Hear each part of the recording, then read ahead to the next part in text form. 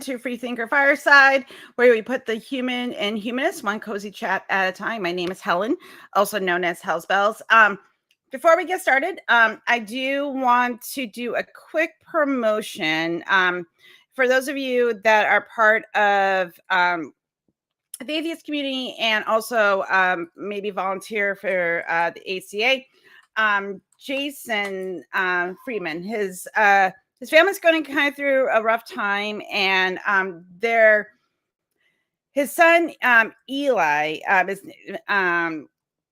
is dealing has a bunch of he's young, he's only like 14, and has a bunch of activities that he would like to still be involved in, and there's just some stuff going on. So I'm just asking for people if you can donate to the GoFundMe, or even if you can't donate, if you can even just share it. It is a really it'd be a really big help. So I'm going to post that into the chat.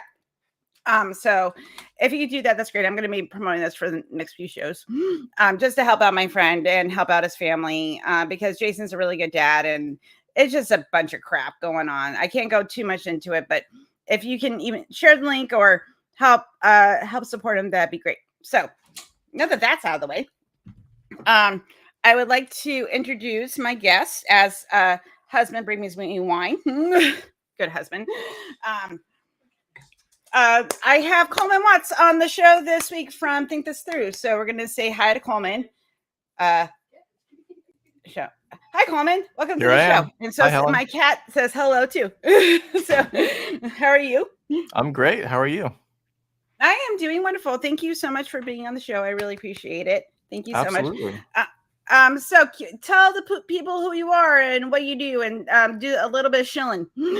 So yeah, sure. Hey, I'm Coleman Watts, and I host a YouTube channel called Think This Through, making fun of con artists and cult leaders and conspiracy theorists, and spicing it up with some critical thinking and having fun with it. And I'm having a good time. I just put out a new video yesterday, and it's about twin flames, and we can talk about that. That's a fun cult. Honestly feels like a parody of a cult. They're so ridiculous, but yeah, that's what I talk about. I years ago fell into the rabbit hole myself and was believing in all sorts of conspiracy theories and anti-science stuff, and have come back out of it thanks to critical thinking, thanks to good science communicators out there, and I'm here to spread the good word. Like Jesus. Just like secular Jesus. Just like Jesus, I have a Patreon. You can donate to me, and you can also subscribe to my YouTube channel. That's right, because that's the most important. Is Jesus needed a Patreon. Maybe he wouldn't have been crucified if he had a Patreon. They never talk about that, do they? So, people have found ways to monetize that crucifixion, I believe. They have. I know. It's a sticky business like that. So yeah. So you mentioned that you were kind of into like conspiracy theories and things like that. I know a little bit of your story. We met through recovering from religion and everything. So I just I heard you on Seth's show talking about your leaving, that time in your life, but you don't have to go into the full story, but if you can give like a short bio picture of your time in that weird place. Yeah, when I sort of hit the bottom of the rabbit hole was in the heyday of people like Alex Jones, and the really was one of the biggest names out there at the time.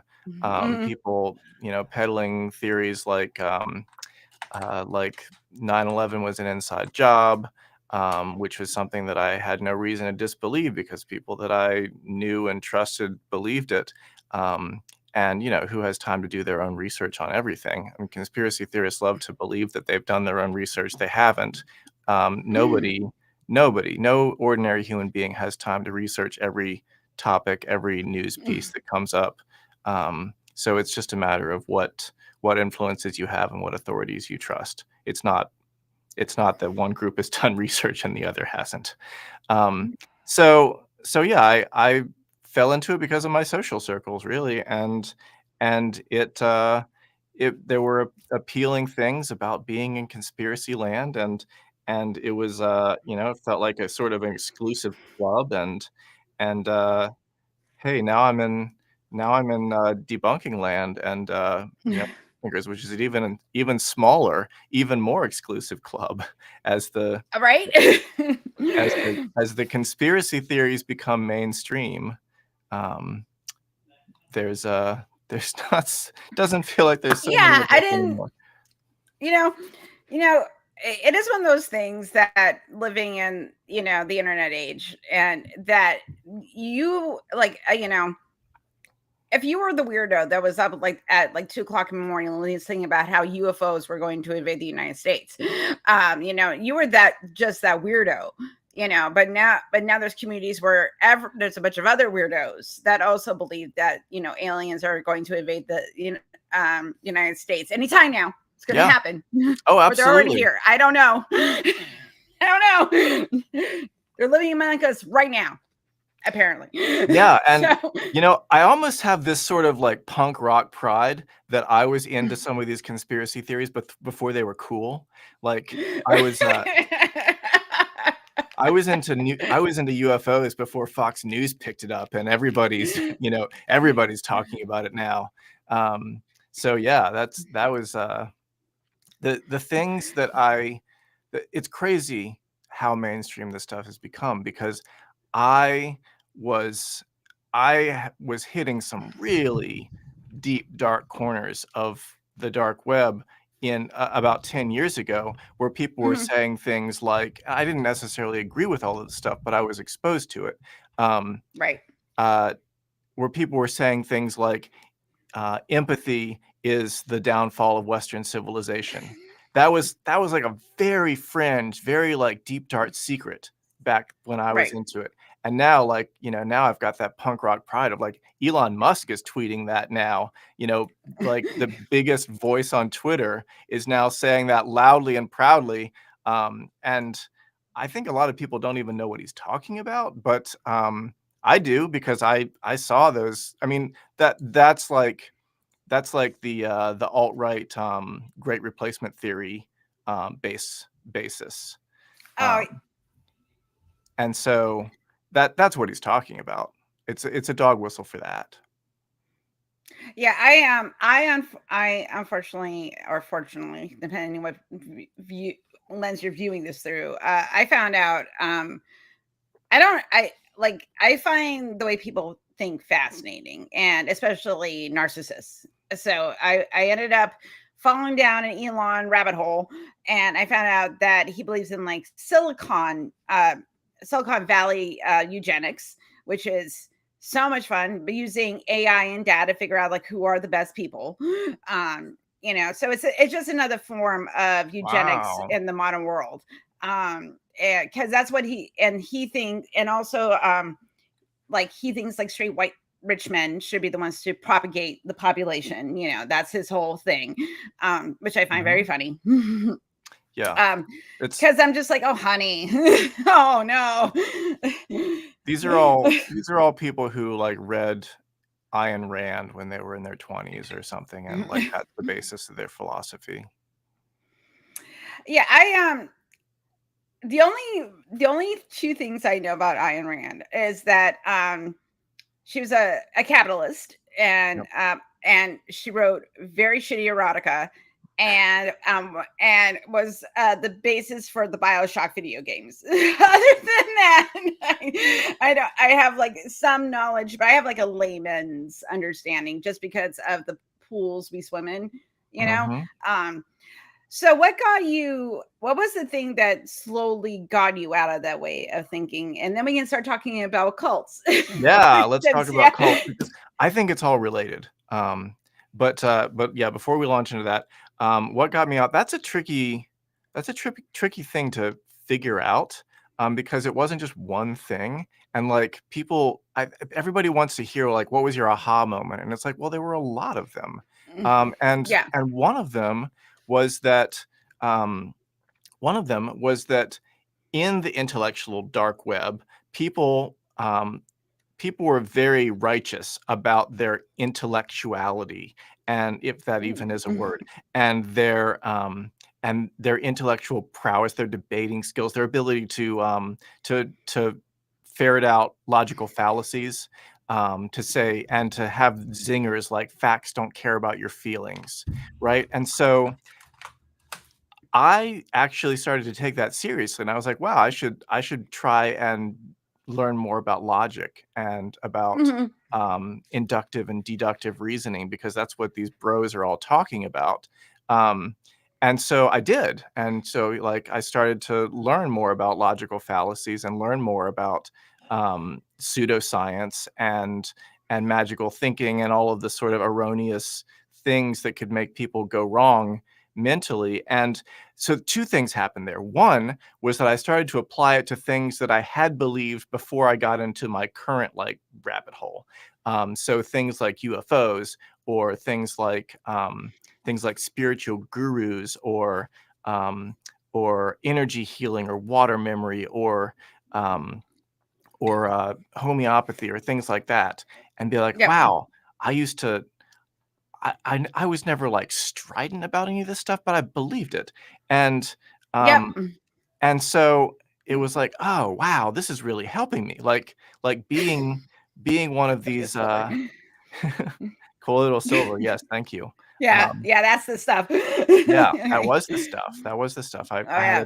had a tour guide in Mexico once treat all the water with colloidal silver so that it would be safe to drink. Um, so, uh don't ask me if it worked, but I'm still here. Um, Okay, well, good. Maybe you drank it and became smarter. That's what. yeah. Fortunately, I wasn't in Mexico for very long, so it wasn't like Okay. it wasn't I think too much colloidal silver well, I know too much colloidal silver has serious health implications, so Yes, could it does. Yeah, seriously it harm will you if turn, you and if you drink too much, it will turn your skin blue, yes, it will, and then it will kill and you.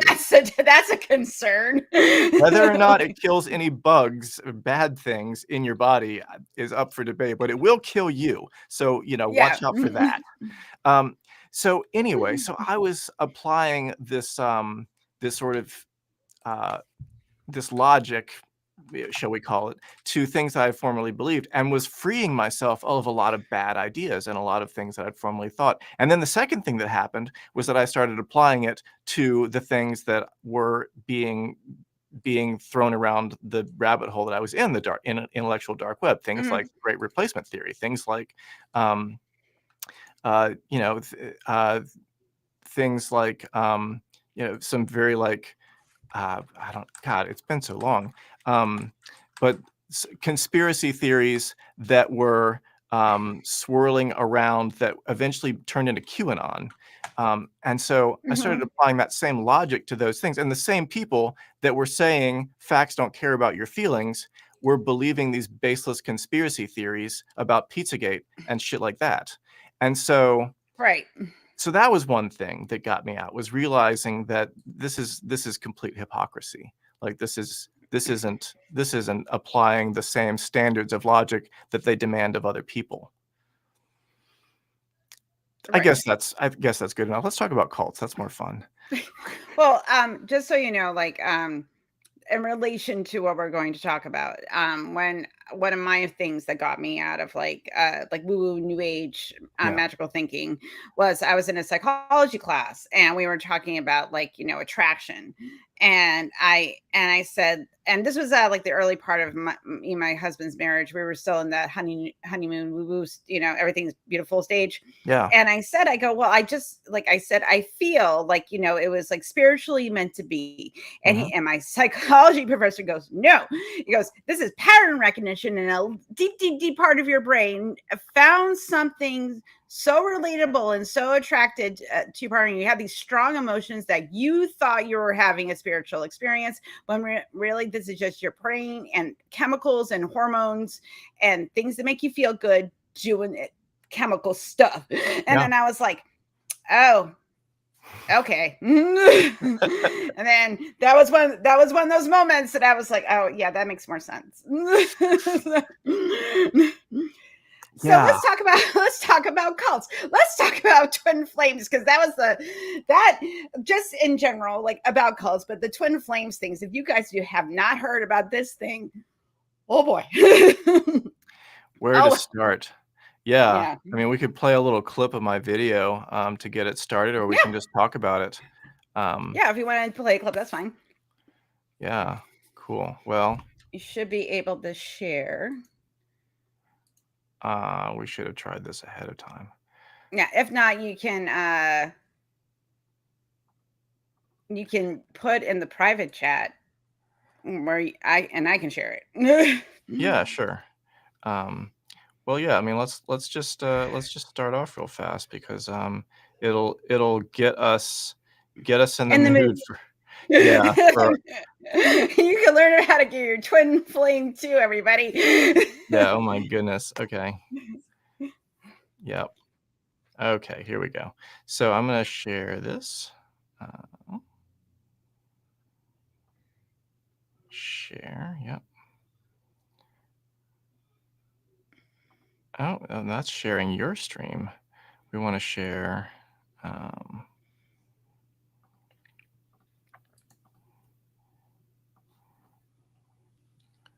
Yeah, I'm gonna paste this in the chat for you, and we can. Okay.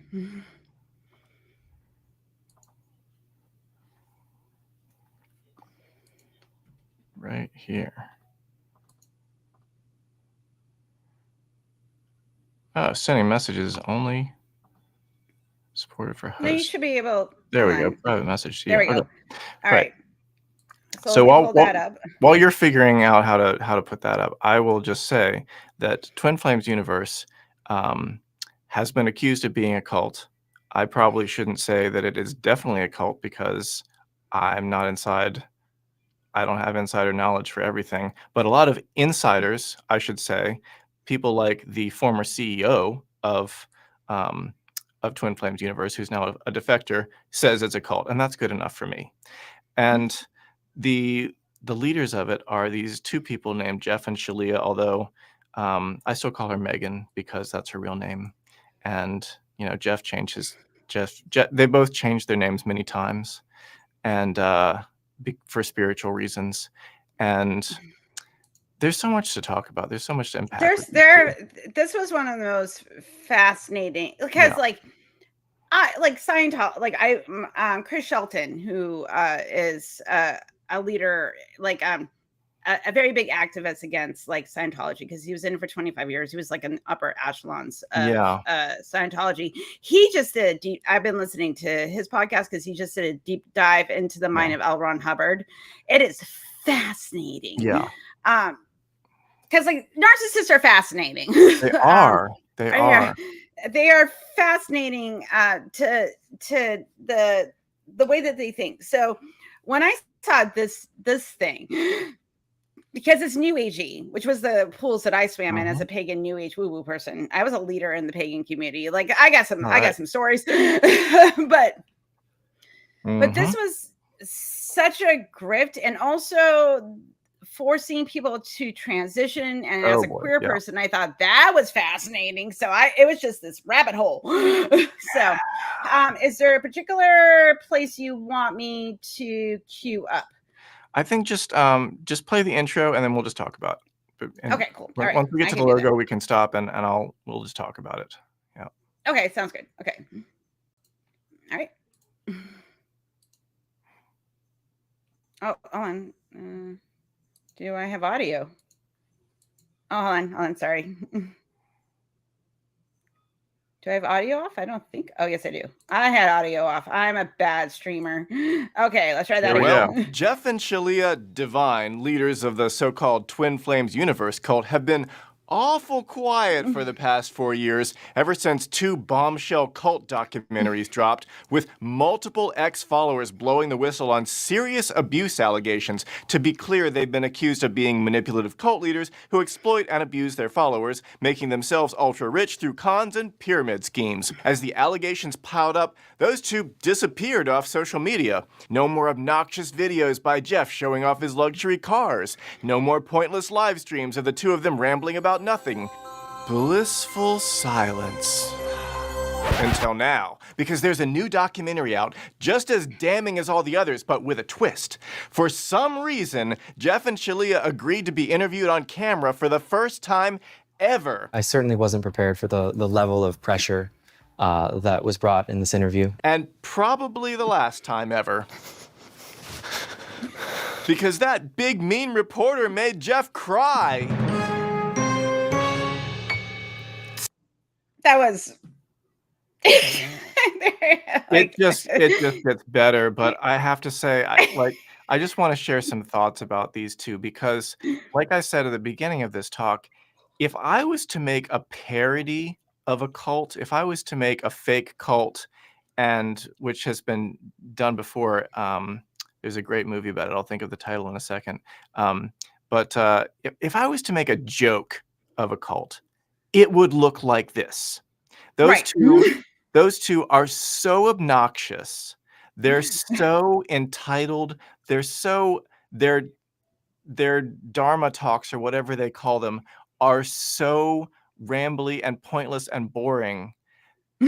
There is literally one video that I looked at in this of where Jeff starts off by saying, I have something really important to share with you. Really important. You need to hear this. He then rambles for the next 25 minutes about absolutely nothing and then says, okay, I think that's a good start. And that's the end of the video.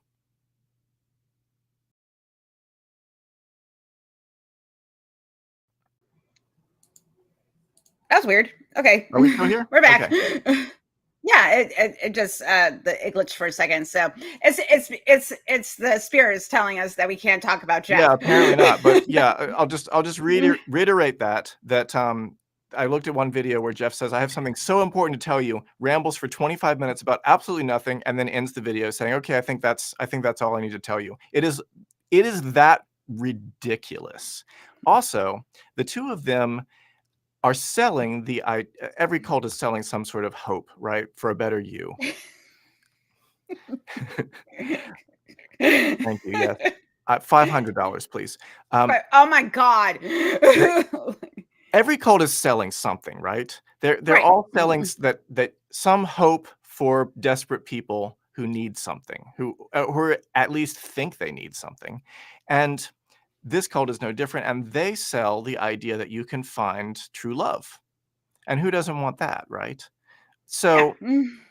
or at least their audience is clearly single people, mostly single women, it happens, probably because of the spiritual overlap, and a lot of New Age beliefs are held more by women.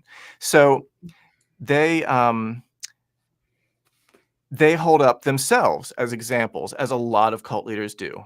Like a lot of health gurus say, look at me, I'm so healthy. A lot of wealth gurus say, look at me, I'm so rich. Well, Jeff and Shalia say, look at us, we've got the perfect union. We're perfect twin flames, and we're going to sell this ability to you too.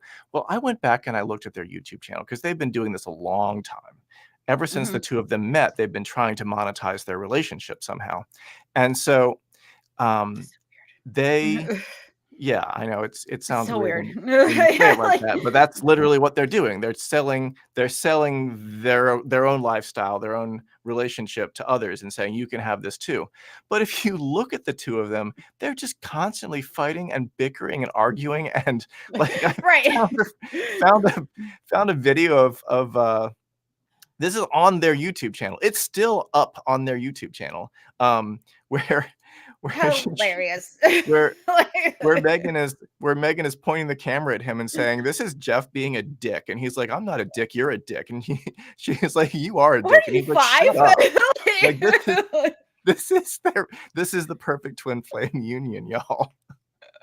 So you can't make this stuff up. Like, it's so absurd. It's kind of like, because I only watch the documentaries, and because I love myself. Like, and I can't watch people like this because they just drive me mad. Also, it's like I get like secondhand trauma because like I used to swim in circles like this, not to this extreme.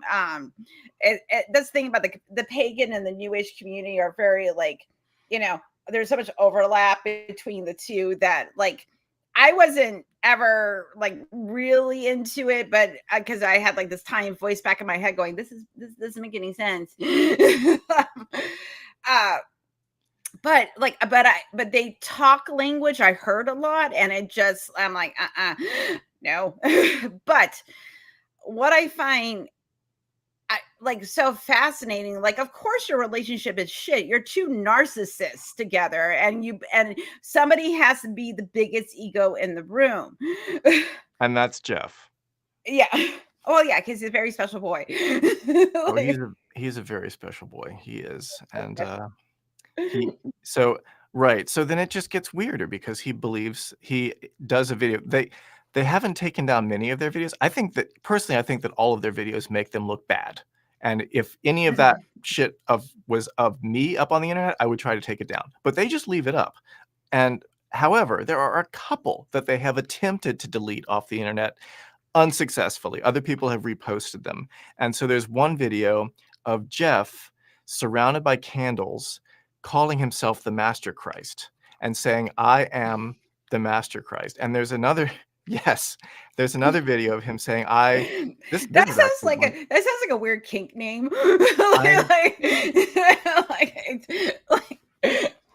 Master Christ. It sounds and a little bit masturbatory. Yeah, it's a lot. Anyway, go ahead. Sorry. It's just so funny. Mm-hmm. Keep going.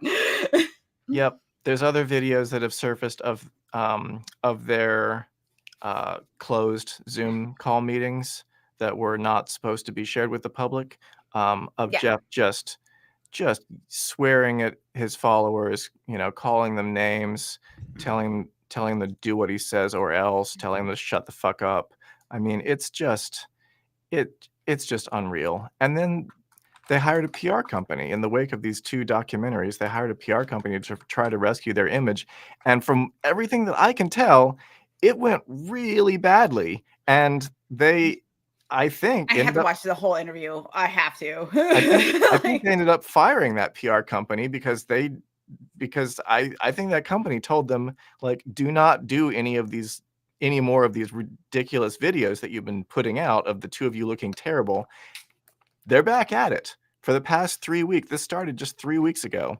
They are now doing the thing that they've been doing all this time, which is posting these ridiculous, pointless YouTube videos of the two of them rambling about nothing, or bickering, or sort of their latest thing of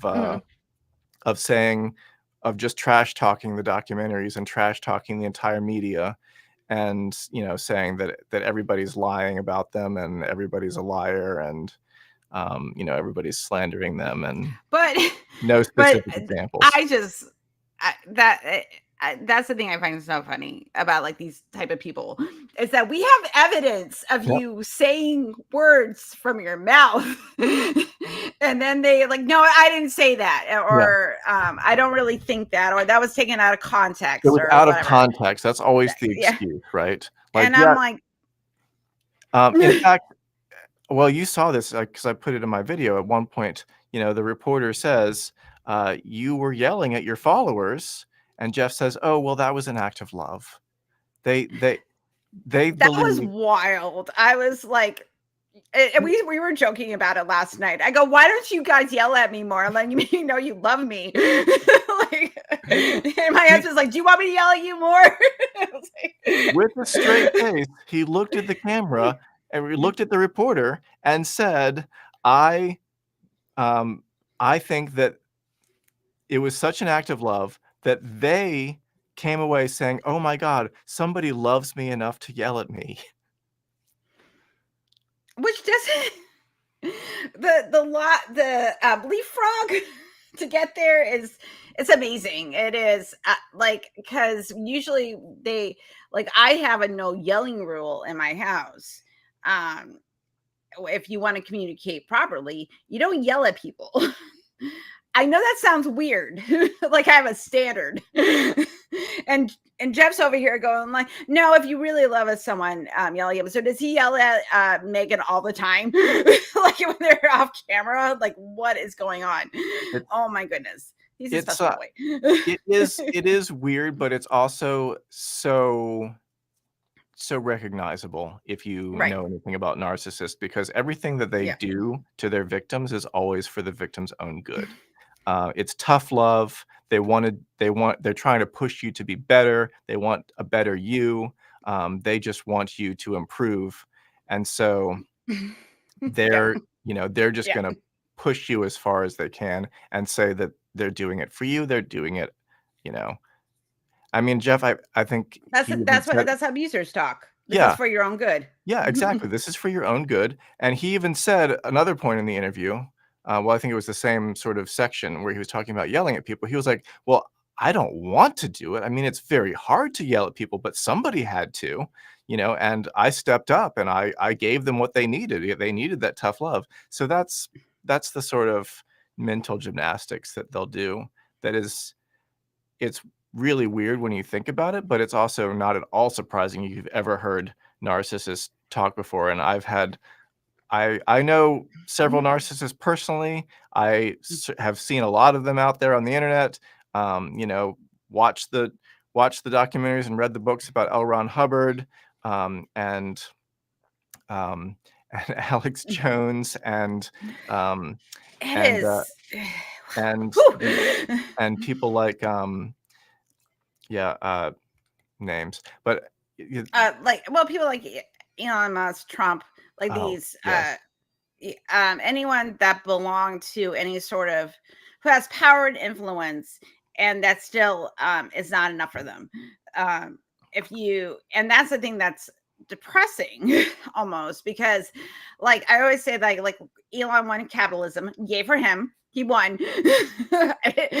And he's still a miserable person because, again, money doesn't buy you happiness. Like it doesn't. But he thinks they think that if I can control everything and everybody tells me how great I am, then I won't feel like crap. And I'm like, no, you need some therapy. You need lots of therapy.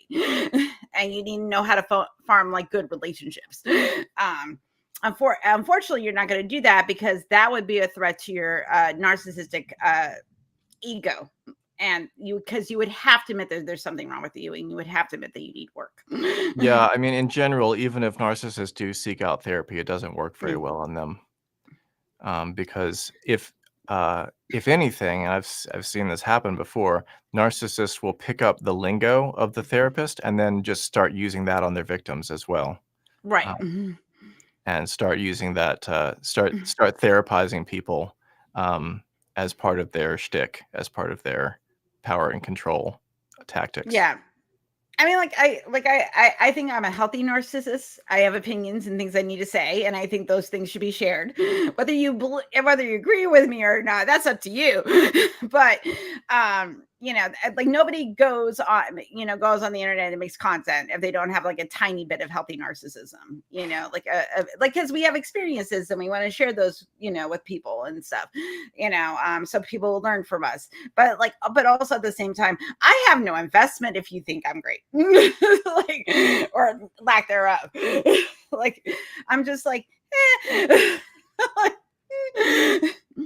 um so you've been doing this for a little bit now. Mhm. What are some insights on cults that because Twin Flames, it's its own little special brand of cultiness. What are the things that you find as a common thread, and the things are might be a little different depending on which cult you're talking about? Yeah. I think cults are so important to study and look at because, for one thing, they're very misunderstood. And for another thing, they're a lot more common. And there's a lot more culty elements to things than people realize.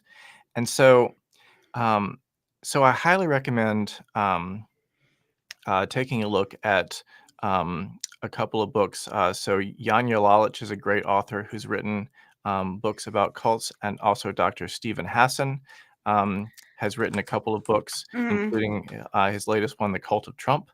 Yep. But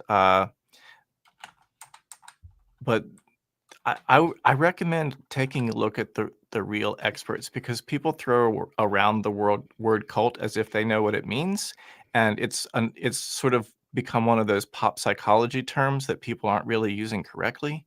Right. including the cults, right? Because if you look at cults defending themselves, in fact, the name of this latest documentary about Twin Flames is called "We're Not a Cult," because that's a quote from them. The first thing that they'll do is misdefine it so that they don't fit the definition. And on the other hand, people will define cults too broadly just to say that the political party they don't like is a cult, right? Or the religion that they're not a part of is a Right. cult. And I think those are both missing the mark, sometimes on purpose, sometimes by accident. But the thing that I found super helpful when I got out of the situation that I was in, which was kind of culty, is looking at what are the actual markers, what are the actual pieces of it. And what I really love about Stephen Hassan's work is that he's come up with something very bite-sized. In fact, it's called the BITE model, BITE, for behavior control, Yep. information control, thought control, and emotional control, BITE. And if you look at that model, it has lots of examples of ways that cults can control people, but it's not saying to be a cult you have to do all of these things. It's Right. the more of these things you do, the more culty you are. Right. I think that's the thing that I find so fascinating, because like I shared some from Janja's work, and who helped deprogram some of the people that were in Twin Flames. Not deprogram, I don't like help people, understand what was being done to them, as someone that was in a cult, and as now a psychologist. And Stephen Hansen's work, it's in the chat, and I'll probably put in the doobly doo later. But that when people, like, I grew up Catholic, and though it's a religion and it has cult like elements, it's not a cult. Like you can leave at any, nobody's tracking you if you don't go to church on Sunday. Mhm. Nobody's going to come to your house. Nobody's going to start questioning your friends or family, like, why wasn't Coleman in church on Sunday? They're not gonna. So there's elements of the control, but not to such extremes that, like, I left the church, nobody cared. Nobody came after me. Nobody was wondering where I was. I just left. Yep. And you do have some freedom within certain religions. Some religions, like Scientology, Jehovah's Witnesses, Yes.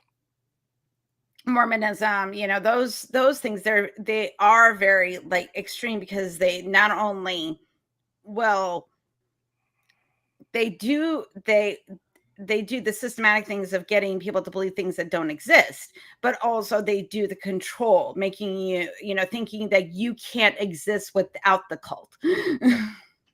Right. The scare tactics, making you Yeah. think, I think Scientology has this, like, you're gonna get pneumonia if you leave, or something like that. Right.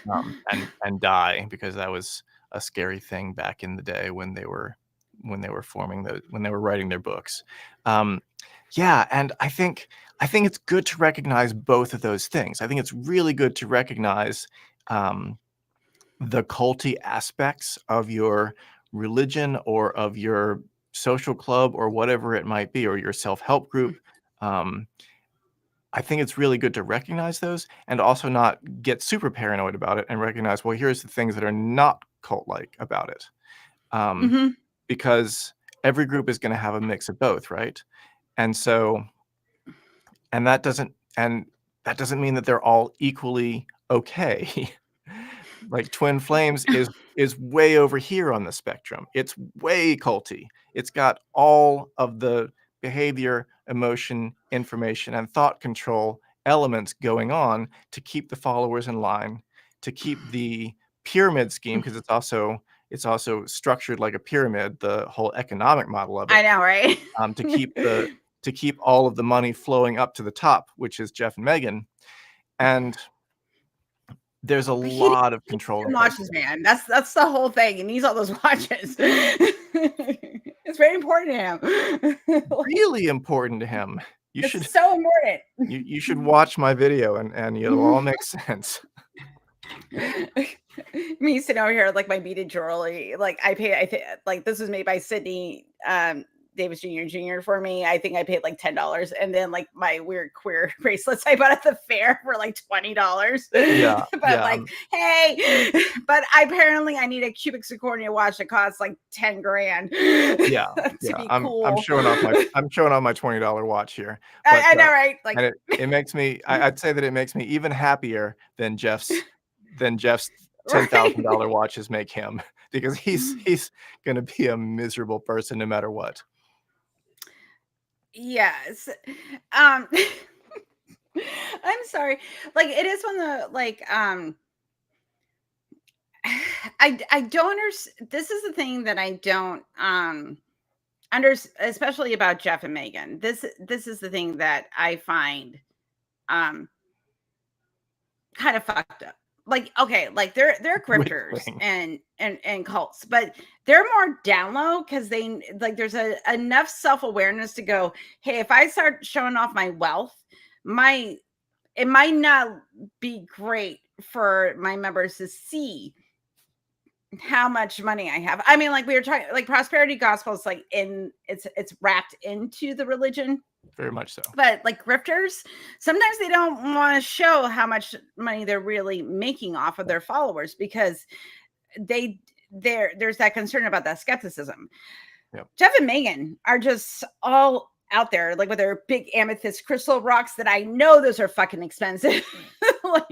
And there's big house for 2 people, which doesn't make any sense. I'm like, you don't have any children. Like, why do you have a house this big? I don't understand. And like luxury cars. And I'm just like, I'm driving a 2009 beater Yaris with like over 240,000 miles on it. And I'm going to drive that car and I paid $400 for her and I'm driving that car into the ground.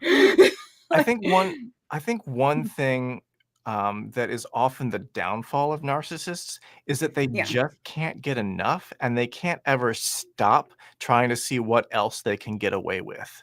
Like Right. it just like Keith Raniere was an example of a person who just kept pushing and pushing and pushing, and could have retired into old age with a huge amount of wealth and control and power if he just had known when to quit. And the thing is that most aspects of running a cult are not against the law. And so you can become a very rich and powerful person with everything that you could possibly want off the backs of your followers, and it could be totally legal if you just stop before you cross that line into illegality. Right. I'm not recommending that anybody out there do this, but you can. And Keith Raniere could have, but he just couldn't get enough. And I think Jeff has the same problem, although he's been also getting enough pushback that he's sort of walked it back a little bit when he realized, I'm gonna get busted for this. So one example, you mentioned that they bought this huge house for just 2 people. Well, it wasn't originally just for 2 people. They had guest rooms set up specifically for their cult members to live in. And that's right. I forgot about that. And be their unpaid servants. And so they called. As you do. They had a name. They had a name for it. It was called Spiritual Boot Camp. And the idea was that if you went and lived with Jeff and Megan and were their servants, which mostly involved cooking, cleaning, and taking care of their dog, the press, this new Canadian media documentary, they got a hold of the Spiritual Boot Camp manual that was given to these people, and they said that. Oh, really? Now I want to read that. Yeah, they said that 12 pages of it was just about how to care for the dog. So, super spiritual, right? What's that? I have 4 cats living in this house, and I could probably tell someone in like a paragraph how to take care of my cats. But 12 pages. And so the idea, the idea that they were pushing, the lie that they were pushing to their followers was, if you come and join us and become part of the Spiritual Boot Camp, you're going to be in close proximity with the gurus. You're going to get this amazing spiritual energy showered onto you. You're going to be working on yourself all the time. You're going to be working super hard, and you're going to grow. It's the fastest way to grow. And so that's why you should come and work for us for free. And then the entire experience ended up being an unpaid slave laborer, right? And so that they've stopped doing that for whatever reason. Yeah, that's not really a good look. Yeah, I Yeah, suspect not a that good look to have because people. of the optics of it, and possibly Yeah, it's kind of gross. it's also human trafficking. So there's that. Right.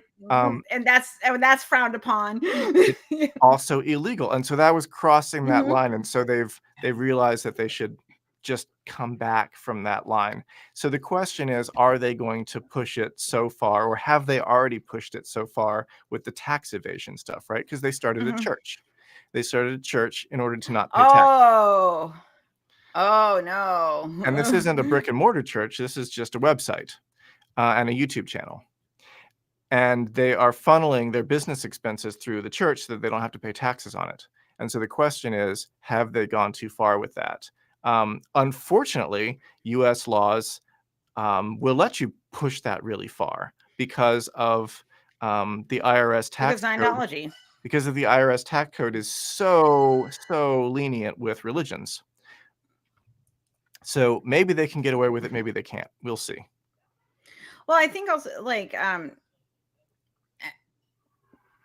I can understand like when the tax law was written that they weren't thinking about internet cults. They weren't thinking about they were thinking about regular normal religion, normal. I'm using that term loosely, but they weren't thinking about internet cults. And if you know the history of Scientology with that, then Yes. what happened, for them to get tax exempt status. Yes. That was a whole thing. It was a whole thing, and it involved some very shady tactics on their part. Involving and abuses. Yeah, abuses involving a lot of individual lawsuits of IRS agents. So they were horrible about that, and it's such a shame that they won and got their tax exempt status. It's such a shame. But it is, and I think since then they're just like, hey, because the IRS are made of a people. We tend to think of bureaucracies as like paperwork and rules, but I'm like, no, it's made of a people. And I think that I can't. I'm not saying this was the case, but it has a vibe of we've been through this before and we don't want to go through it again. So we're just going to be like, hey, yes, you get your tax exempt status, fine. But the thing is though, is that there's no watchdogs. There's no people like, well, what are they actually spending their money on? Are they spending money on their congregation, on charity work? The things that we think of, because the Catholic Church has some fucking problems, and I can go into all of those problems, but they do charity. And so I can it's corrupt, but at least you can kind of that gray area of well, I can see you, doing the charity work and doing some stuff. But there's other aspects where people are personally profiting of it, like David McCavich and the upper levels of the Scientology church, Jeff and Megan, with their weird, and there's a lot of internet cults going on right now, and they're becoming more prevalent. And I think because that's a result of people being lonely and being online all the time and not knowing how to connect and so on and so forth. Red pill cults and that type of shit. And David Miscavige also seems to have figured out when to quit before he gets thrown in jail. And so maybe Jeff has, maybe he hasn't. I think we're going to see. What we're seeing right now is that they are back at it. They're up to their old tricks. They're doing the same old shit. I don't think it's going to go very well for them, but we'll see what happens. But how old are they? Are they in their mid-30s? Yeah, they're younger than me. Yeah. And they're in terms of maturity, they're 12. But Because why did you ask me questions? Oh, God, yeah. Why are you making me?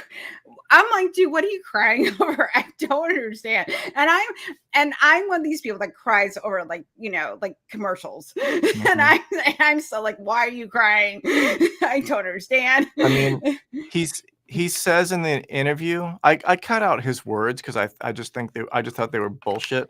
But Right. but in the interview, he said that he was crying about his love of Jesus and about the fact that he left the Catholic Church. But this is coming right on the heels of that reporter asking him the toughest questions he's been asked in his life. So what is he really crying about? It sure looks like tears of self-pity to me. Yeah. So there you go. Also, okay, then if you feel so like so bad that you left the Catholic Church, it's not like you can't go back. You can go into your local diocese any Sunday and just sit in a pew and go to church. Yep. No one's stopping you. Here's the other thing. Here's the other thing. Okay, I gotcha. All right. So Jeff and Megan sell a spiritual program that is supposed to heal all of your past trauma. They also claim to be the masters of this program, the spiritual masters. And Jeff says that no one can challenge his spiritual mastery, which means that they have healed all of their past trauma, right? And then in this interview, what does Jeff do? He starts breaking down and crying about his past trauma. So clearly their program doesn't fucking work. Especially if the person that's shilling it is like the guy who says I can heal all your past trauma immediately starts breaking down and crying like a baby about his past trauma. So clearly unhealed. The level of self-awareness that these two have is just so unbelievably rock bottom. I know you said you love yourself too much for this, but I know. If you just go to their YouTube channel, Twin Flames with Jeff and torture Shalia, myself. I'll torture yourself and report back. and just look at they are atrocious. These videos are the most humiliating. I would be so embarrassed if I published something of myself on the internet like this. And they're doing it for likes and clicks, which they're barely getting. Their videos, I have a brand new channel that's okay, I'm going to go to their channel. And I have a brand new channel that really hasn't caught on yet. And they're getting less views than me. Like, they're not doing well with this, but they're still doing it. All right, I'm gonna pull up the channel. I'm just curious now. I'm pull up the channel and see what we're looking at right here. Okay. Nope, that is okay. Is it okay? I'm getting a lot of like okay. Is it Twin Flame? What is their actual channel? Twin Flames, Jeff and Shalia. Jeff and Shalia. I do appreciate that she changed her name into something that is just silly. I call her Megan because I don't respect her. Oh no, God no! Like I don't. just to be really. I'm gonna dead. She deserves to be dead named. I'm just kidding. All right. Let's see. Okay. All right. Because I'm curious at I'm very curious of their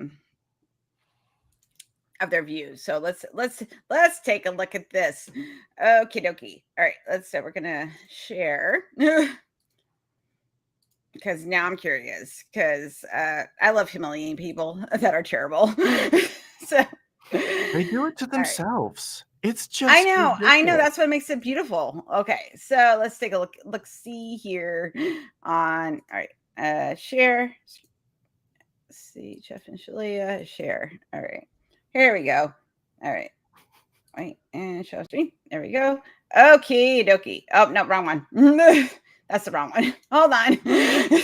I'm a professional. Hold on.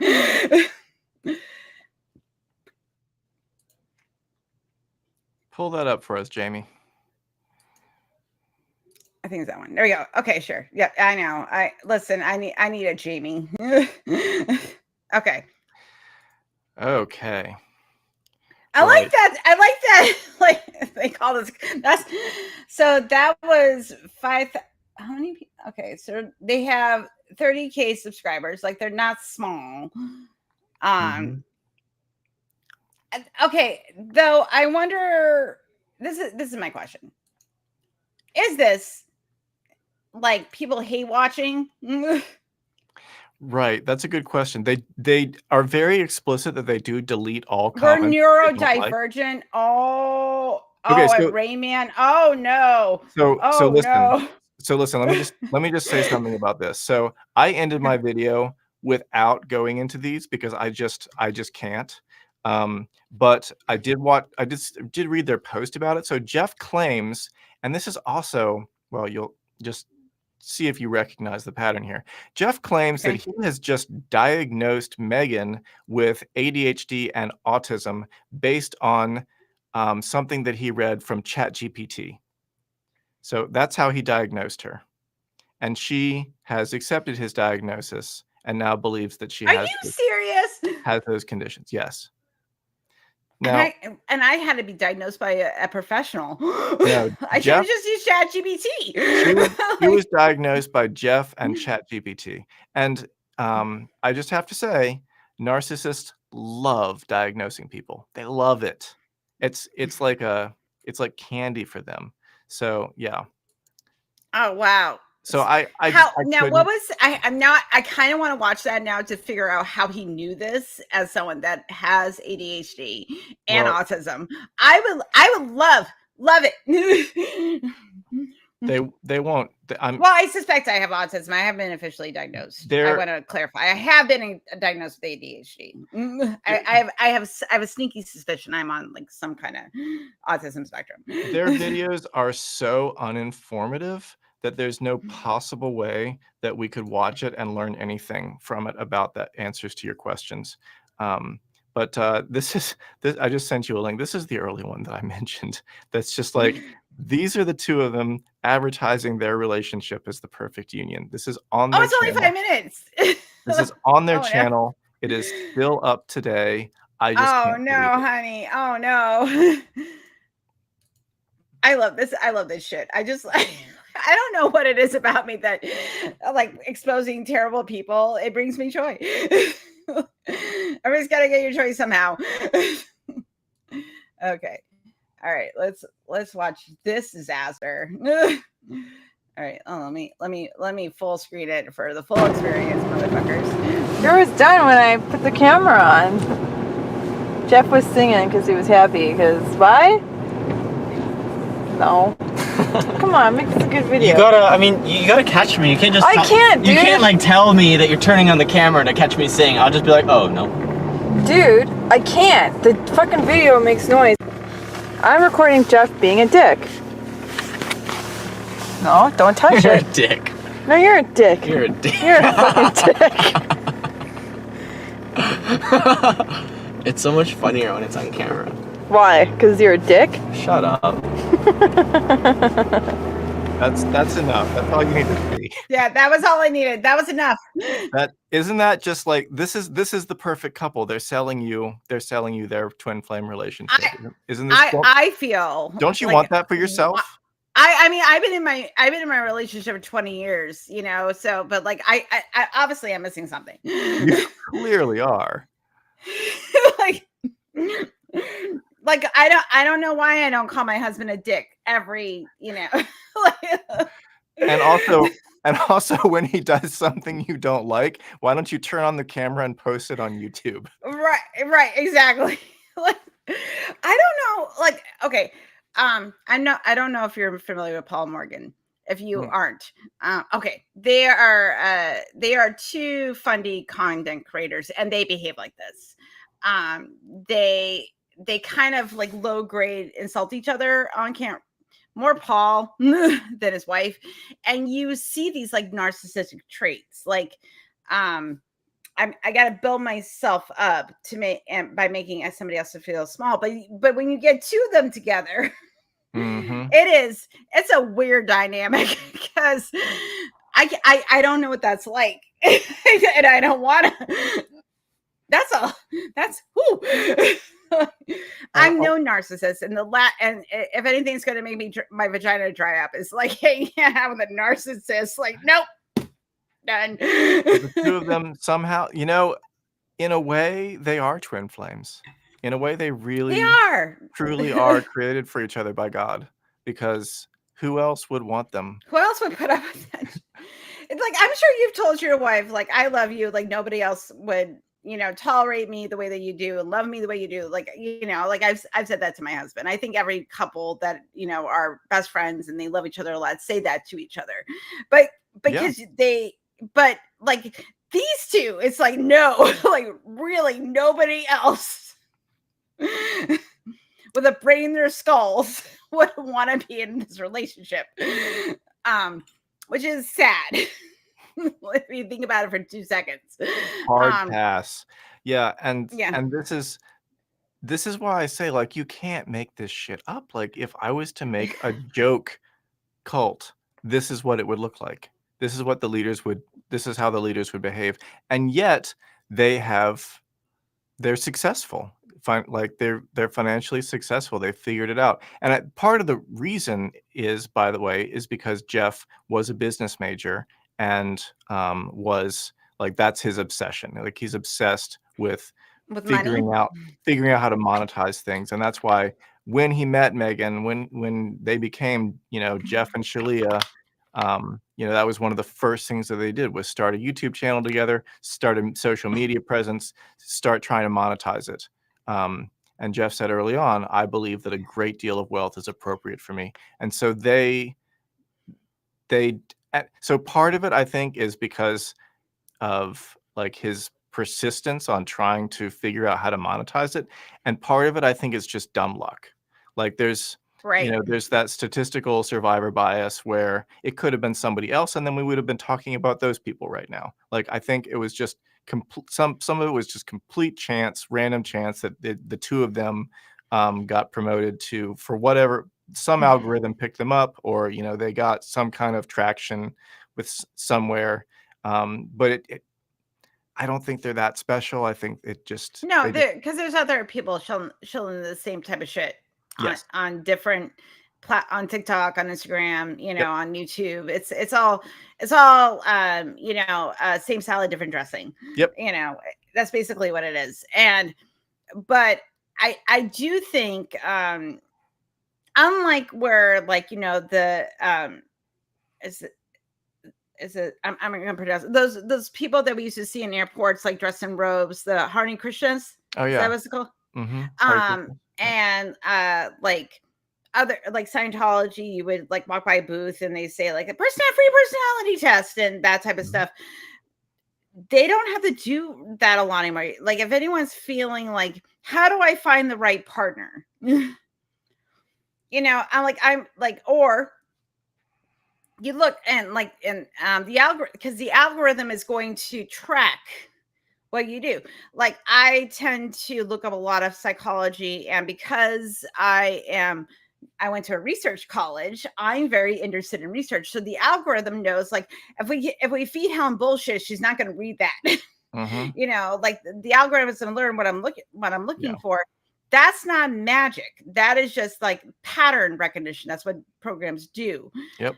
If you are a lonely person and you're trying to find like groups and and you believe in spiritual woo stuff, and it's only like 4 clicks, and then suddenly you're talking to Jeff and Megan about I'm super lonely. I would like to find my soulmate, and I get it. Like I do understand, because one thing I love the internet age, but I also I understand why we're so lonely. Like, so many people aren't connecting. Like, I grew up in I was just on that cusp between internet and not. I was already maturing into adulthood when the internet became a thing. Yeah. So I learned really good social skills. But if you grew up in the internet era, and also everything around you is telling you everybody's scary. Yeah. It's a complicated back, and for some reason they were able to hit that sweet spot. They did. Then they started making people transition, which is still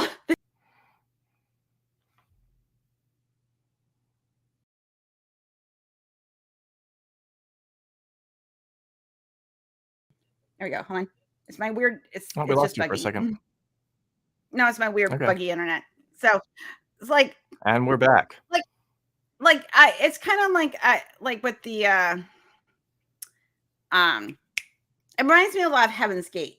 Like Heaven's Mm-hmm. Gate got their people to completely change their appearance and become like androgynous and, Yes. you know, not have gender. And then like and also the thing about this, I'm like, well, like it's very much about like heteronormative stuff, which is also really gross. And it like this whole thing is just like this was the thing I found so fascinating about them. It was getting the people to transition and based on masculine and masculine and feminine energy. And I love that Megan said, like, nothing about me is penis. And I'm like, is that a thing? Because I live with two people that are non-binary, and but like my child leans more male. And I go, do you feel that you're more penis? And I just lost it because it's so stupid. That's the other thing, is that they're both just such, I hate to use that word, but they're just stupid people. And the thing is, like, when you're Jeff, when you're like the business, the business graduate, MBA graduate who's trying to figure out how to monetize your twin flames teachings, and all you have, so in their early videos they talk about going like reading the book about the Course in Miracles. They talk about manifesting, and talk about the law of attraction. They have some tarot cards. They've got some like fortune telling stuff, and that's about it. So like, how do you take this such shallowness and turn it into, a huge ascension course where you've got, where you got the ladder? Like, that takes some creativity. I will give them that they're creative. Like, Oh yeah, to you can be take dumb and creative at the same time. to take to take almost nothing and turn it into classes and courses and certification programs, and with coaches and students, and like, I can summarize their entire philosophy in like 30 seconds, but to take that and to stretch it out into a years long certification program that they charge people $20,000 for, that does take some creativity. Because how do you take 30 seconds worth of content and stretch it out that far? Well, if you watch Jeff's videos, you will learn that secret, because you probably saw at the end of my video that I Yeah. spoke for 6 minutes unscripted. Yeah, I was like, what? I The only thing is, though, is like you were at least entertaining. Like, I spoke for 6 minutes unscripted at the end of my video, and I've never done that before. I always script my videos. I always right. plan everything meticulous, and I never have any shots that are longer than just like 10 seconds long before I cut to something else, just to keep the video interesting. You know what people are looking for on the internet. Yeah, I try to keep it snappy. So I did that just as a parody of Jeff, and I don't even think that I got to his level. Like, I really tried. I only talked. I intentionally said nothing of substance during that entire which I thought was really funny, So- because so I that spent- was the best. Like, that was the best part of the video of you just babbling about nonsense. I spent for I 6 spent minutes, 6 and I was minutes dying because I was like, "Oh my god!" saying deep sounding things that were absolutely completely unsubstantive, but that was only You 6 sounded minutes. like when me and my husband get high and we just start philosophizing about like bullshit. That's what it reminded me of. It Like, was bullshit. But I can't imagine having the talent. Jeff does have a talent, which is that what I could only manage to do for 6 minutes of talking and talking and saying absolutely nothing, he can do for an hour and a half. His That's videos are an amazing. hour and a half of him doing that, saying there is no substance in the videos, none, nothing. And yet he manages to have words come out of his mouth almost the whole time. Sometimes he will have long silences in the video where he honestly just can't think of anything to say, and that's when it gets especially boring. But he does keep it going. And he for that doesn't cut long. it out though. Which is No. kind of amazing. Nope. Like, No cut, just post it. so like for like I do lives for the atheist community in Austin. I go on TikTok every Tuesday night, and I do lives. and I talk to people, but the thing is though, I have to wait for people and I have to talk to the camera. And sometimes I'm like, I don't know what to talk about. Like I'm trying to think of something to talk about. Like I'm trying to make it relevant or whatever. And sometimes I talk about like an interesting article I came across or like some things I'm like thinking about or working through or whatever, just to make it relevant. But sometimes I'm like, guys, I got nothing tonight. I'm like, because it's it's live, and even if I have something prepared, there's only so long you can talk about it. And if you're just, and sometimes people appreciate my ramblings, but also at the same time, like after a while, I'm just calling it a night after a certain point, because like nobody just wants to sit there and watch someone ramble at a camera. Like, I'm sorry, like unless, and I even if Idris Elba, who is my secret boyfriend in my brain, sat and talked about 45 minutes about like even 10 minutes about bullshit, I'm like, I'm done. I can't eat your pretty, but I'm done, because it's not intellectually stimulating to me. Mm-hmm. And I don't know how anyone can talk for an hour and a half about nothing. And get views. I don't understand. And yet that is a golden gift in the internet age, because these days everybody has their own podcast, and Yeah. the people that are able to keep the conversation going long enough and able to sound interesting while not actually doing any research or work, because that takes effort, are the ones that are rising to the top. The Joe Rogans, who sit there and, I mean, I just think he sounds like such a dumb fuck. I mean, he The just... thing is, though, like when Joe Rogan back, like I used to listen to Joe Rogan when he had like interesting people on. Like I was like when he had like Stephen Hassan on, and he had like Leah Remini and Ryan McCabbage, and talking about like, which I find very ironic now, talking about cult mentality and things like that, where he was asking questions like as a normal person would, and it was a back and forth, because he's a good conversationalist. But now it's just like, I don't like the charm is gone, because he's a grifter now. He's like the charm of what he was doing before is now gone. But the ability to bullshit does take some people very far in life. And it takes people very far when they're doing things like podcasts, where being able to just talk at a camera for an hour and a half and just pull it all out of your ass is, it gets you to the hour and a half mark without having to actually crack open a book or, look anything up on the internet. So that's something that Jeff can do. It's something that a lot of, people like Alex Jones, people like Stefan Molyneux, who is one of the culty right-wingers that I followed back in the day, people like that can do it. And I never can. Like when I run out of things to say, I stop talking. Right. Like, this is why I do the format that I do, because I want to have a conversation that, like, and I admire people like you that can write a script and have their thoughts laid out. Like I could do it. I do, but but also at the same time, I think there's people that do it better than I could. So that's why I have the format that I do, because I want to have actually a conversation with people and the things that they care about and the things that interest them, because I'm going to learn something regardless. And that's the whole point of me like doing the content that I do. But at the same time, I also know, like, there have been times where I have to wait for a guest or a guest cancels and I have to sit there and chit chat, and I'm like, please let the chat be active, please. Because there's only so much I can talk about. Because I'm not a performer, and like and that maybe that's Jeff's talent, is that he knows how to perform. But also, that being said, you have to have something of substance to say. And if you're just babbling about, like, Except you don't. what a nice watch you have, it's just like, I don't fucking care. Except you don't. And this is where their spirituality comes into play, right? Like if you have nothing, you can fill that void with spirituality, or what you say is spirituality. And these days I'm very cynical about spirituality. It just sounds like nothing to me.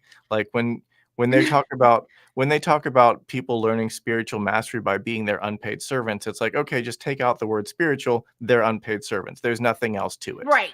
Like when people, and when Jeff and Shalia say that they're having a fight at the spiritual level, it's like, no, you're just having a fight. Like, what? Just take out the word spiritual, and you've got something more close to what's really going on. Like, that's one of the things that, like, I'm going to bring this back to because they remind me of Paul Morgan. That was the first thing that came to mind. I'm going to recommend that you look at some of their content because it's the same dynamic. And whenever they get into a fight, which Paul records, and I'm like, why are you recording your fights? Like and it goes, well, this was a spiritual, God was, because they're evangelicals, that God is leading them to a teaching moment. And I'm like, no, you're embarrassing yourself and your wife by arguing on camera. Nobody wants to see this. Please stop. Like, don't do that. This is your worst moment. You don't, but it's that narcissism of like thinking that this is like, and not having enough empathy for your partner to know that, like, not having enough self-awareness that you're not cringing inside. Well, maybe I'm gonna have like, to do a video behavior. about these two. Oh yeah, it's a trip. And even people that are part of their community were like in the comments like, hey man, like this is not okay. Like, which says a lot, but but I think that there's this sort of, I don't know, I feel like in the age of the internet, there's like all eyes on me kind of attitude, which can backfire. You're a content creator, I'm a content creator. I'm expecting at some, to get some feedback that is not going to be flattering, or it's going to make me uncomfortable, or it's going to call me out on some shit, and I have to be able to accept that. Jeff and Megan are now getting criticism, and they don't know how to handle it because they haven't built up those defense mechanisms and they don't know how to self-correct in a way that it's healthy. No, they don't have the maturity to be able to take feedback and grow from it. So the only thing that they can do is get this narcissistic rage from the people who are criticizing them and then lash out at those people. Right. And I think that's the thing. Which keep going. Jeff hilariously tries to say, we wish them well. Namaste to those people who have been calling him out and criticizing him. And it's just such obvious bullshit. It's the bless your heart of the of the new age world. Namaste. Namaste, motherfucker. Yes, that's exactly the sentiment that's behind that. But and it's kind of funny because you would think like most people would look at the disastrous, like I only watched the clips that you posted and I was just like, oh no. And now I want to watch this whole thing so I can just like internally cringe and laugh.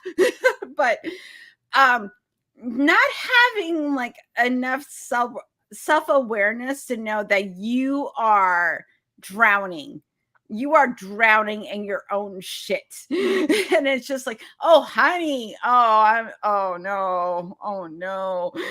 And thinking, and I think that also too comes with that I've had everyone from years like basically sucking my cock, and then I go over here and this person's like, hey, hold on, how are you a martyr? And you don't have an example, which was amazing. It's so amazing. So good. So, and she's just asking like very basic questions, and their brain, it's like their brain is buffering. Right. It's so great. They just can't, so great. Because they're so used to being able to say nothing and have people lap it up.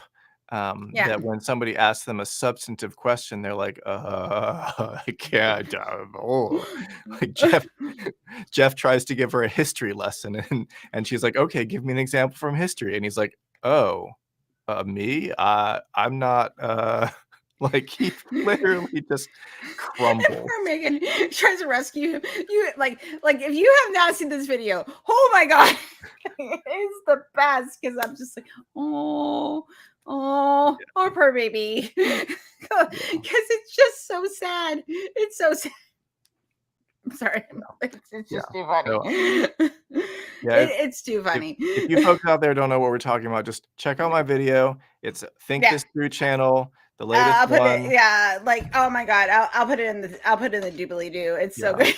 Like, and it's so good. It's so good. It's amazing. And it's a great question. I don't have all the answers, but this whole idea of being in the internet age and everybody wants to publish themselves, and the idea that all attention is good attention. Megan actually says that at one point in her video that their revenue went up during the whole expose fiasco because of all the attention they were getting, and there must be no such thing as bad press. And I don't personally feel that way. Like if the whole internet was shitting on me, I don't think I would enjoy that experience. No, I would not either. but I would be like, oh my god, I totally fucked up. What did I do? But there are a lot of people out there that are publishing really cringy content like those two are on YouTube and getting like 0 views, 2 views, 5 views on their video. And somebody might come along it someday and it might blow up in a very bad way.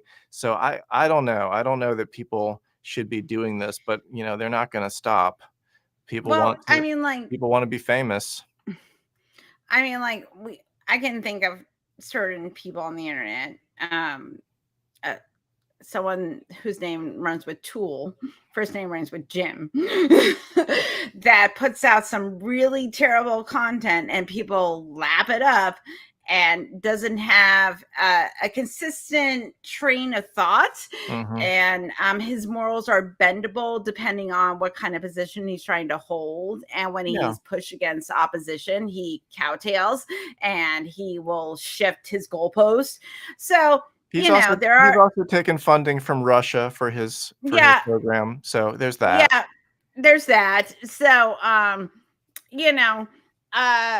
denies that maybe January 6ers did not receive a free trial, where some of them waived their right to a fair trial. And some of them admitted that they did exactly what they did, got prosecuted. There was all this evidence against them, but denies those things. But we're not going to talk about that, and then when someone presents that information to him and it's actual fact, he moves his goalpost. And I'm just saying that there are those people that they get millions and millions of views, and they're like, like Joe Rogan, that is putting out conspiracy theories and bull. And like I was thinking about this the other day. Sorry to bring this back to Joe Rogan, but like he used to have his friends on that were in the MAA world that believed in conspiracy theories, and he would debunk them. He would have a conversation with them, but trying to debunk them. I'm like, what happened? I'm like, $50 million happened. Right. Yeah. When people are following the money and not following facts or science or truth, then they're just going to go wherever the grift takes them. It's called the grift drift. And there's lots of examples. I did a 2-part series on a dude named JP Sears and followed his. And the amazing thing about people who have long running YouTube channels is that, because he's had a YouTube channel for like 15 years, and you can go back and look at the old videos. He started off as a very bland, vanilla sort of, I'm a spiritual life coach, and I'm going to, teach you some like spiritual, like meditation techniques and things like that, like very boring. And then he made a YouTube video that was funny, and it went viral. And he was like, oh, I can make more money as a comedian. And then is he a ginger? Yeah. long hair. I think I've seen him. Yeah. It's Well, all coming back. watch my 2-part series on him, because Okay. he went from being a bland life coach, which nobody knows, even though it's still publicly available on his YouTube channel, because nobody watched those videos. But you can. Right, You 'cause can it's scroll boring. back and see them. And then you can see his funny videos. And in his funny videos, he's making fun of spiritual life coaches and lampooning them. He's making fun of the thing that he's like trashing the thing that he was, and because he's getting more clicks and likes. And then he became a right-wing MAGA conspiracy theorist and trashed all of the stuff that he was saying before that. Oh, wait, he went JP. Okay, yes, I Yep. have seen this motherfucker. Yep. Oh my god, I'm gonna have to watch the 2-part series, because Yes. I did watch your RFK videos. Yeah. Check out the JP Sears videos. It is a fascinating dive into his brain, which is, again, it's just public. Like, he hasn't, even though he denounces everything that he put out in his early videos, and he, like, if he met that person, he would like hate that person now, because he's so into MAGA conspiracy land right now. And he used to be a very sort of lefty, hippie kind of peace and love guy. And so, Yeah. and so he's like flipped 180, but he's making more money now on his channel. He's getting more clicks and likes from his audience. And so it's just, some people just don't have. And what I sort of came to when I was looking at him and looking at all of his content and sort of taking it all as a whole, it's like, well, okay, this is a guy that just never had any principles to begin with. Right. This is a guy that just never, like, everything that he said was always bullshit. It was just always a grift, always. And at any point in time, like, you may have come across him 5-10 years ago when he was saying stuff that you agreed with, and you'd be like, oh, there's a cool guy. But then if you look at him now and you see him saying stuff that is abhorrent and repulsive and just very offensive, you're like, there's a terrible guy. But he's the same guy. He's the same guy that had no morals or principles ever, and he was Right. just following whatever he could get likes and clicks for. Because I kind of, I don't know whose content I was watching. I was probably watching some other skeptic talk about him, and because, like, as someone that was in, like, the new age woo woo, like, those are my people. Like, Yeah. not so much like evangelicals, yes, because they have too much power in the United States, but like my shit is the new age woo woo people. Those are the people that, because I was in there, you know, Right. like you with conspiracy theorists, like when you're in there, like punk rock, it's like I was there. And those are his roots too. Those are his roots Yeah. as well. And Yeah. and to a degree, those are my roots also. Like, I was Yeah. in there, probably not the same way you were, but I know that lingo. I'm very Yeah. familiar with all of it. Like, you know, when someone says ascension, Yeah. I know what that. or like Akashic record, Right. or Yep. or someone vibrational says like frequency. a vibrational frequency or spiritual. It's Yeah. like, okay, what's that mean? Mhm. You know, or you know, and they start using like manifestation or secret language. Like, that's a lingo. Like, you were talking about before, like, there's a little bit of cult dynamics in every group. Like, I played Dungeons and Dragons. If you are in D&D cultures, there's certain things like even in just passing, like when, like, if someone's flirting and it didn't go well, and I'm like, oh, you didn't pass your charisma check. Like, unless you understand D&D lingo, like, nobody's going to understand that. There's little tiny cult aspects to social interactions in micro ways. But the thing is, though, it's like, but I'm also going to tell you, it's like, we see it as a joke because we're in on the joke, but that's still the same social dynamics that can be taken to extremes. And then we start talking about manifestation, Yeah. you know, and that you need to work on your charisma to attract me, and then you get twin soul shit, you know, like if you take it to the other extreme. Yeah. I would just push back a little bit and say I don't think there's anything culty about inside jokes, but there is. No, I don't. Cultiness is when it comes into power and control over others. But right, and that's but it is also interesting. I watched a fascinating documentary about. I've watched probably all the documentaries about Heaven's Gate because they're just such a fascinating group. Oh God, And so fascinating. there's some great like VHS recordings that they took of themselves back in the day, back when they were Oh just like, yes, back when they're they were so just good. back when they were hanging out in like driving places. They had some VHS recordings of them just Yeah. in their cars and in their houses, in their like group home together. And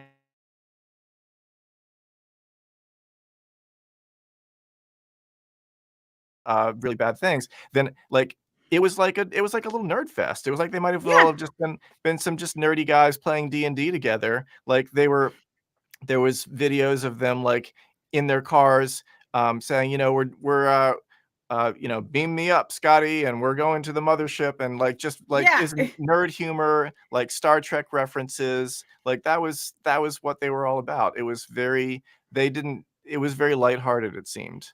Have you heard about the Zesnians, that cult? Well, Zazians? the Zezians. Oh Oh, boy. honey. Uh-oh. Okay. I am going to send one of my favorite podcasts is Behind the Bastards. It's and you'll probably really like, because you do all these deep dives into like different cults. You'll probably really like this podcast. The Zesnians were they've disbanded now, but they're a very recent cult. They were very much into pop culture. Mhm. Like pseudo Sith lords Okay. and wizards and stuff like very much nerd culture. Trans, one of their leaders was trans, Mhm. very much against capitalism in Silicon Valley. Like Okay. one of the leader was actually like really fucking smart trans woman. Mhm. But the thing is though, it's like most people work like a 40-hour work week, and she would be like, okay, I'm done. Okay. And they were like, no, you need like so and so staying later. And it's like, well, but you're not paying me to stay Mhm. later. And Okay. and basically like, putting string kiboshes on it, but then it led into cult control, and then somebody ended up getting murdered on the border of Vermont. And it led to other bad things. And it's fascinating because this is like a modern day like fandom, Harry Potter fanfic, Star Wars cult that led Mhm. to some really weird shit. But it's one of those things that like even like those of us that live in like nerd culture, like like again like D&D, like I'm a nerd. I'm Mhm. into nerd culture, and there's certain lingo I use with my other nerd friends that we all get, Mhm. but this is to the extreme where people thought they were Sith lords, and I'm just like it is. Zesnians are a thing. You'll be fascinated. It is fascinating. All right. Well, I'm yeah. telling. Yeah, I'm There's just saying. there's just no end to it all. There's just no end to it. There is no end to weird cold shit. But I go I ahead, do keep think going. that it's really interesting when you strip away whatever philosophy the cult says it's about. If you just Yeah, like turn that knob all the way down and just look at the rest of it, then I feel like you're seeing it for real. Because when you have a spiritual cult that's all about ascension and mastery and spiritual harmony and all of these things, if you just ignore that for a minute, it's like, what are they actually doing? Okay, right. they've got money flowing up a pyramid. They've got unpaid servants. They're dodging taxes. They're telling their followers to um, change their genders against their will just so that they can meet their quota of matches because they're trying to sell Which matches in their so matchmaking program. Um, you know, that you just have I think with all of this stuff, with the Zesnians that you're just telling me about, if you just turn off the Sith stuff and you just look at, okay, yeah. what are they actually doing with their time? What are they actually engaged in? What's the power structure? What's the social dynamic here? Then you get a real sense of it, because cult leaders will talk you in circles about their philosophy, and that's when people get really drawn into it. Like I was really drawn in to the philosophy of the red pill when I was in that 10 years ago. But if you just Yeah. strip that away and you ignore that piece of it, then you look at the rest of it and it's like, oh, this is fucked up. This is bullshit. Right. But every cult leader has their philosophy. Usually it's not original. Like L. Ron Hubbard didn't come up with anything particularly original. And then there's been a lot of copycats since then. Keith Raniere copied some of L. Ron Hubbard, copied some from, oh crap, what's it called? Just different things that he picked up Well, along. he was what Keith Raniere did. He did a lot of pop psychology, Yes. and he did a lot of pseudo psychoanalysis, Yes. and talked about like the ego and drives and all that, and all these sort of things. And the thing is, though, is that like again, what you said, narcissists will use lingo to sound like they're talking about human psychology, but they don't understand it. They don't research. As someone that loves psychology and is very well versed in it, like I know what they're talking about, but I'm like, you're not using that in the way that it's meant to be used. But the thing is, though, is that it's like when someone starts talking about like borderline person, like, oh, you have BPD, or borderline personality disorder, or narcissism, or you have attachment issues. They're not using those in like the clinical way. They're using them in a like pop psychology way, and it sounds deep because you can go into like Google and say like, what is BPD? And then you read the symptoms and you go, this person has that. And I'm like, no, they don't. You don't know if they do because you're not a professional psychologist. Stop it. Yep. Exactly. Here, I've got one more for you. Okay. Which is let's see. Wait, where do I go for the private? There it is. Okay, yeah. It's fascinating when they start talking about other people. And it's like, wait, who are they really describing here? Let me share. Like now. Okay, we'll watch this together, everybody. All right, let me do it. This is only 60 seconds long. This is a little compilation. Okay, that's perfect. That's all we need. This is a compilation I put together of Jeff and Megan, Jeff and Shalia talking about why you should follow them instead of other Twin Flames leaders, because other Twin Flames leaders are full of shit, but not them. Oh, of course not. Like, what? All right, so there are so many twin flame talkers who will talk you into giving them a whole lot of money. This is the Porsche. It's a $100,000 Porsche. For a solution that ends up being nothing but you giving them money. One of the finest Corvettes that you can possibly buy today. Being scammed. There are talkers who will talk you into their particular way. I want to be your guru. But it doesn't actually bring you anything but suffering. Fuck you. It may seem really sweet. They maybe have a lot of conviction and confidence. Like, I'm literally telling you I'm Christ.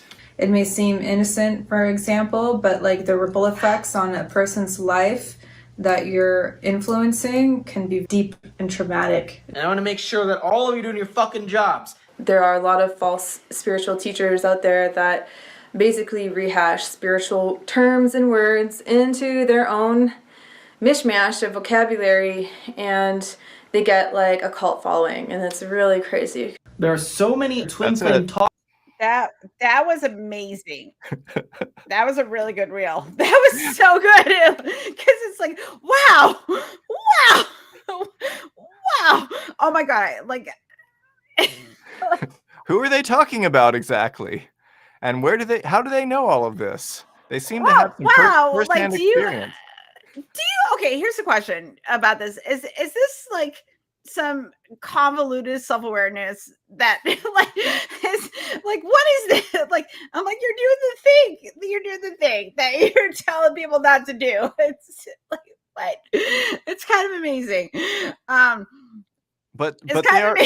But they're so right in so many of the things that they're saying, that there are spiritual teachers who just take this mishmash of vocabulary and just throw it all together, make their own little word salad, and repackage something that's not an original idea at all. No. To try, but give it enough of a little bit of a twist, enough of a little bit of an accent or a lingo that makes it sound unique, and then they've got something that they can package and sell. Yeah, it's kind of I don't know what happened. Okay, well, wait for him to come back. There you go. Okay, it's been a buggy night. It's okay. It's been a buggy night, but it is one of those things about like this whole grift of spirit. Because one thing that I've had discussions with other feminists and other people that identify as female, that especially in the new age community, it is geared towards women. Like in men, you have like the men's right movements and red pill things. The new age, skeptical female, like trying, because like unfortunately we are not treated well in society as a whole. Never have been. There's never been a great time in history where women were treated as equals ever. And I think, and then also too, so like, and because of the criticism of religion, like organized religion, because it is very patriarchal, and this is something that I lived when I got attracted to paganism, it was because women could be leaders and could have spiritual knowledge and could be like, offer, some kind of wisdom to the peoples. But also I'm lazy, so I didn't like really get into the whole grifting thing. I'm glad I have a well-developed sense of empathy and morality. Thank you. I have a conscience, but I understand what, like Megan, to a certain extent, because she's also a narcissist, but also too, probably on some level, like this makes me feel like I have power. Even though I'm with an abusive piece of shit, I at least can have a feeling of power. And I think that's why you see people say that they can channel aliens or gods, and they're female and their psychic abilities. It's because it also goes into our psychology and how we're socialized. And if you're not aware of those things, and again, this is what happens when we're living in a society that still wants to have spiritual belief, because we are emotional and rational meatbags that are scared of death. And a scientific understanding of the world, but also want those two things to mesh to our own personal interests, pattern seeking, comforts, everything like that. This is why you get like these two able to make people transition, which really upsets me as someone that like, what if you're actually trans and you're dealing with those issues? Did you want to transition, or did the cult make you transition? And how the fuck do you parse that out? It's so disgusting. And like that particular thing is so disgusting, especially living in a world where this says that trans is an illness. Like, it's so gross. It's an extra layer of fucked upness on the already fucked up situation. Because just for those who are catching up, Jeff and Shalia have a group, because it's rooted in spirituality, that's mostly female. And so in order to do their matchmaking business, they need males. And so they made some males out of their group by just telling some women, you have to transition now. And it was, it's just a terrible situation, because they've tried to spin it as being pro LGBT, as being trans positive, but it's not, because it's because of the element of control, because this is a choice that should be up to the individual. It should be up to them completely what gender they want to express and who they want to be. It's up, and this is where I got into it in my video when Megan was like, well, in my spiritual exploration, and again, if you just turn off the knob that is about the spiritual, then just listen to what she says next. I was sleeping with a bunch of people in college. That was what she called her spiritual exploration. So that's spirituality 101, I guess. It's just sleeping with people when you're young. So she said, when I was experimenting. Maybe she just wanted to have orgasms. I'm not going to shame her for it, but like, no, but there's nothing spiritual about it. There's nothing spiritual about sex. No, there's nothing spiritual about it. She was just sleeping around. That's what she did, and she was just, and that's Sorry, keep going. But I have a feminist perspective on this. But keep going. Yeah, it's fine. I mean, you do you, but just don't pretend like it's something bigger than what it really is. And so she said, I realized that, in every relationship, there's a male and a female. And it's like, well, okay, for you, like, just don't push just don't push your favorite type of relationship on other people, and we're all good. Okay, so that's her. That language of what I just heard was, I'm trying to excuse this feeling of slut shaming, which is that's what I just heard. She feels bad that the fact that she was having sexual experiences, and one of them in college, and there should be no shame about that, but she was probably told on a certain level that she couldn't experience, so I'm going to make it a spiritual experience. Yes. I'm like, no, girl, you just want to get fucked. It's Yeah. fine. It's fine. And then adding to that, it's just like, no, you want a heteronormative relationship, and there's nothing wrong with that. I live in one. Okay, even as a queer person, I live in a heteronormative relationship. There's nothing wrong with that. Yeah. But don't sit there and say, like, this is what is normal for me should be normal for everybody else. It's like, no, it's like, as a queer person that has slept with women, I'm like, when I sleep with a woman, I want to sleep with a woman. I don't want to, like, shut up. Like, it's Yeah. oh, I just hate this. Like, Yeah. and I feel bad for her on a certain, like, a little part of me has some compassion, like this little tiny part of me, the feminist in me does, but there's also part of me, I'm like, but you're a grifter and you take advantage of people and control, and you're kind of a piece of shit. It's because they're so shallow that they just can't grasp these complex topics, and so they just have to keep things like really simple so that they can understand them, and then not allow anybody to express anything that's outside of what they think it should be. And it's weird how much religions care about sex. Like, it is very weird. like when people start talking about God and spirituality and virtue, they're really talking about sex, aren't they? Like, that just seems to be what this all boils down to. Because when people are talking about how to, how to live a virtuous life, or how to be, how to be a good follower of Jesus, or any of those things, they're just talking about your sex life. And it's just such a weird thing to have such a big obsession with. Well, this is my theory. Okay. For the most part, most people don't want to unalive other human beings, and they don't want to take their stuff. For the most part. But one thing you can control is somebody's sexuality, because it's something that we all, like 99% of us have this need to connect with other humans, not only to procreate, but just to have that connection, pleasure, feeling closeness and intimacy with another person. Like, this is just, it's part of our evolution. It's in our biology. This is something that we just do.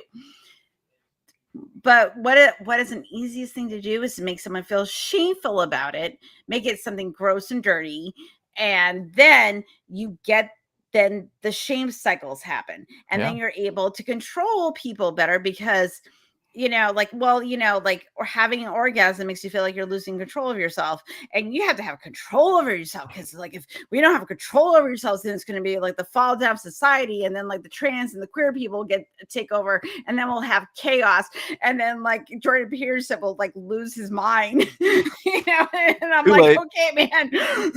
I'm like, I'm so sorry that you didn't, like, I don't know what happened to you, but apparently your sex life sucks. Like, because I'm very worried about you.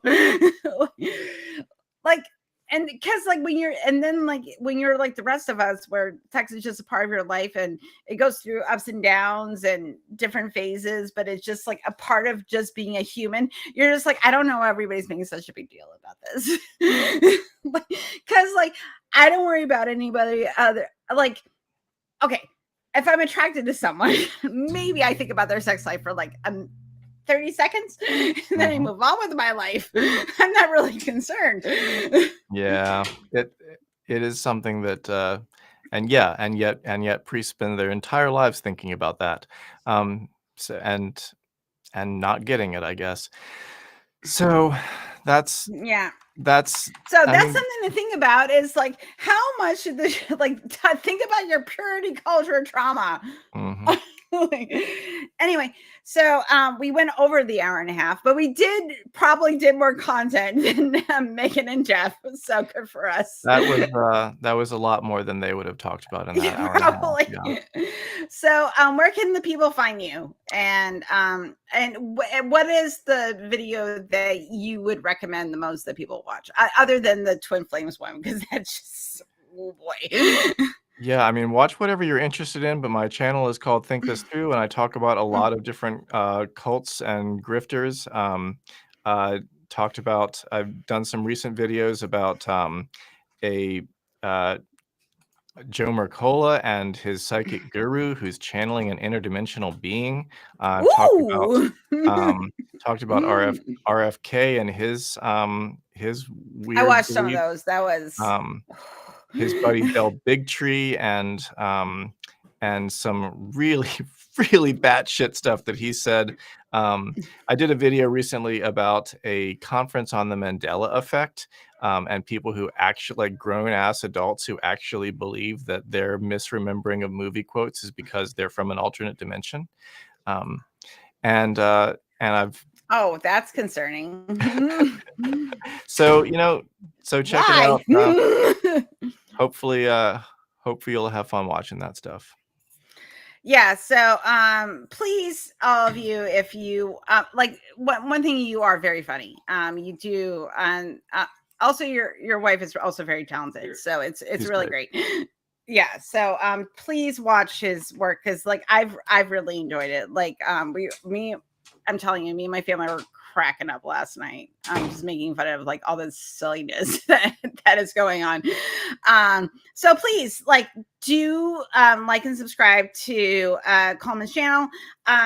Also, what I have coming up, I will tell you, I have a pride panel coming up on Sunday with Dr. Ben and some other wonderful people in the community. We're gonna talk about queer shit. So that's gonna be 6 p.m. on Sunday. And then let me pull up my calendar, because if I don't have it in front of me, do I remember who's going to be on my channel? No, I don't. But at least I know that about myself. Okay, so Mikey Famine from the 641 Atheist is going to be here on. I should have had him on today because it was Juneteenth, but didn't work out that way. So he'll be here next week. I don't know what we're going to talk about, but we're going to talk about something. And then and then starting in July, I have SR Secular Rarity back on. And then I'm going to have John the Skeptic was supposed to be here a couple of weeks ago. He's going to be on the 10th. And then some other wonderful people will be about. So that's what I have coming up. If you want, I am looking for guests. So if you want to be on the show, please email me here. Captain Deadpool already did it. So, if you want to be part of the Cool Kids Club here, please like and subscribe. And like I said, if you or someone would probably like Coleman's content, watch it. It's really good. I really do like your content. I love skepticism through comedy. It's fantastic. So, Well, thanks for having me on. It's been fun. Thank you so much for being here. Okay, everybody, happy Pride, everybody. All right. And I'm going to remind everybody to stay skeptical, be kind, give someone a compliment, and I will see you all here on Sunday at 6 p.m. Eastern. Bye, everybody. Have a good night. Bye-bye. Take care. Bye.